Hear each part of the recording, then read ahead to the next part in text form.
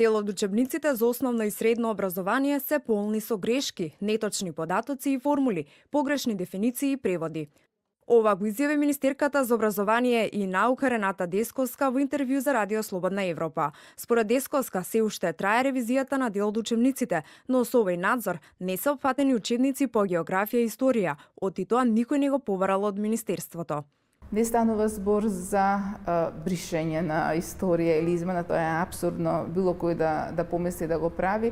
Ние сакаме да им дадеме на нашите ученици можност да учат од учебници кои што не содржат грешки. Главно фокусот ни е на оние учебници претежно од природните науки, граѓанското образование, оние каде што лесно се забележуваат грешките и каде што практично граѓанското образование ни е посебен фокус од причина што целта беше да дадеме еден активистички пристап кон политичките процеси, кон општествените процеси кај учениците. Десковска вели дека предлог законот за високо образование со кој треба да се овозможи пријавување на корупција, спречување на дискриминација и подобрување на квалитетот во образованието е во финална фаза.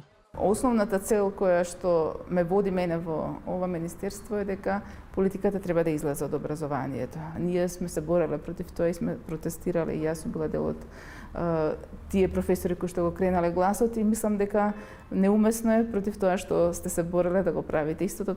Пред неколку дена академската фела на расправа во собрание побара универзитетска автономија. Се инсистира и на нови механизми со кои ќе се развива научно-истражувачкото творештво, бидејќи потенцира дека истражувањето во Македонија е на минимално ниво. Според нив, минатата влада инвестирала над 32 милиони евра во научно-истражувачки лаборатории, но никој не знаел каде се тие средства.